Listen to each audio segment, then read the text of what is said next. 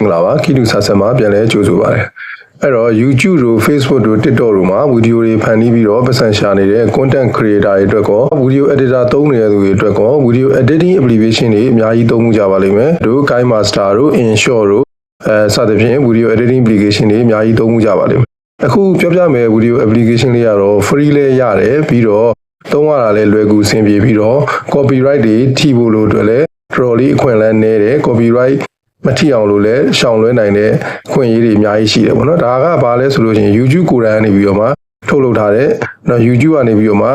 ဒီထွင်ထားတဲ့ YouTube Create ဆိုတဲ့ application လေးပဲဖြစ်ပါတယ်ဖုန်းမှာလွယ်တကူသုံးလို့ရပါတယ် YouTube Create ဆိုတာနော်တချို့လဲသိလို့သုံးမှုကြမှာပါမသိသေးတဲ့လူတွေအတွက်ပြန်လည်မျှဝေပေးတာပါအဲ့တော့ YouTube Create ဆိုတာကဖုန်းကနေ YouTube Create ဆိုပြီး download ရတယ် description မှာလည်း link လေးထည့်ပေးထားပါသူ့ရဲ့အသုံးပြုပုံကလည်းတော်တော်ကိုရှင်းလင်းတယ်ကျွန်တော်တို့ဒီ CapCut တို့ KineMaster တို့လိုမျိုးဒီ Pro version မရလို့မို့လို့လား Watermark တွေဖယ်ရမှာလို့လား Pro version မရလို့ Crack version တွေ MOD version တွေတော့ဝယ်သုံးနေရတာဒါမျိုးတွေဘာမှပူစရာမလို free ကိုတော်တော်များများကောင်းကောင်းသုံးလို့ရတယ်ဖုန်းအသင့်တင်လောက်တဲ့ကိုတော်တော်ကောင်းကောင်းကိုသုံးလို့ရတယ်ချောချောမွေ့မွေ့နေပေါ့နော်ဘာမှသိပြီးကန့်သက်ချက်တွေသိမရှိဘူး Pro version တွေပါလည်းမရှိဘူးသူကသူအချိန်တန်လို့သူ update လုပ်ရင်သူ update ဖြစ်သွားမှာဖြစ်YouTube Create ကဘာတွေကောင်းတယ်လဲဆိုလို့ရှင်သူ့ရဲ့ interface ကလည်းရိုးရှင်းလေးပဲနောက်ဖုန်းထဲမှာ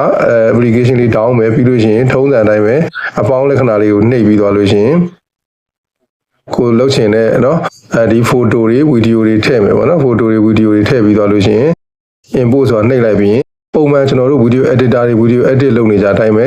နော် cut လုပ်တာတွေ trim လုပ်တာတွေ effect တွေထည့်တာတွေဒါမျိုးတွေအကုန်လုပ်လို့ရပါတယ်နော်ပြီးလို့ရှိရင် remove background တွေ remove ဖြောက်တာတွေအကုန်လုံးလုပ်လို့ရပါတယ်နော်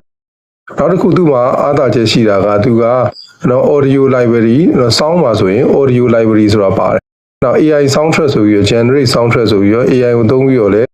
နော် background music တွေကိုဖန်တီးပြီးတော့ထည့်လို့ရတယ်sound effect လည်းလုံးဝနော်ကိုကြိုက်တဲ့ sound effect ကိုသုံးလို့ရတယ်ဒါတွေအကုန်လုံးကလည်း YouTube Studio တွေကနေပြီးတော့မှ YouTube ရဲ့ဒီသူ့ရဲ့ YouTube library license ရထားပြီးသားဖြစ်တဲ့ကြောင့်မလို့ YouTube မှာကောင်းကောင်းသုံးပြီးတော့လုံးဝဒီ music ပိုင်းနဲ့ပတ်သက်လို့လည်းဘာမှပူစရာမလိုတော့ဘူးကိုကြိုက်တဲ့ဟာကိုရွေးပြီးတော့background music တွေလုပ်လို့ရတယ်နော် sound effect တွေထည့်လို့ရတယ်နော်အဲ့တခုကတော်တော်လေးကိုကောင်းပါတယ်နောက်တစ်ခုကအတန်မှာဆိုလို့ရှိရင်သူ့မှာ audio clean up ဆိုတဲ့ option တစ်ခုပါတယ်ကျွန်တော်တို့ပုံမှန်အတန်သွင်းတဲ့အတန်ကိုဒီထဲမှာထည့်ပြီးတော့ audio clean up ဆိုတာနှိပ်လိုက်တာနဲ့ပဲ noise reduction တွေပါတယ်ဖြစ်ပြီးအတန်ကိုတော်တော်ကို studio quality ကြည်လင်ပြတ်သားစွာကိုရမှာဖြစ်ပါတယ်ပြီးရင်သူထဲမှာပါတဲ့ sticker တွေကလည်းနော်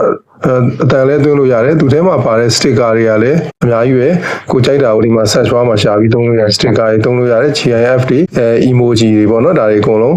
ထည့်ပြီးတော့သုံးလို့ရတယ်အဲ့တော့ဗီဒီယိုတစ်ခုကိုလွယ်တကူပဲဒီထဲကိုထည့်ပြီး edit လုပ်တာနဲ့ကိုလိုချင်တဲ့ aspect ratio တိုင်း 68:9 ဖြစ်ဖြစ်ဟလာ9:16 YouTube short တို့เนาะ Instagram ဒီ Facebook reel တို့ဒါမျိုးတွေပုံစံတွေအကုန်လုံးကိုကြိုက်တာကိုလုပ်လို့ရတယ်နောက်ဗီဒီယိုမှာဆိုလို့ရှိရင်တော့ဒီ YouTube Create ကိုသုံးပြီးတော့ဗီဒီယိုတစ်ပုဒ်ကိုအစားဆုံး edit လုပ်တဲ့နည်းလေးကို tutorial လေးလုပ်ပြီးတော့ပြန်လဲမျှဝေပေးမှာမို့လို့ channel လေးကို subscribe လုပ်ထားပြီးတော့ဝင်ရောက်ပြီးတော့စောင့်ကြည့်လေ့လာပေးကြပါဦးဒီဗီဒီယိုလေးကတော့ဒီလောက်ပါပဲအားလုံး content creator တွေအတွက်သုံးထည့်မယ်လို့ထင်ပါတယ်အားလုံးပဲကျေးဇူးတင်ပါတယ်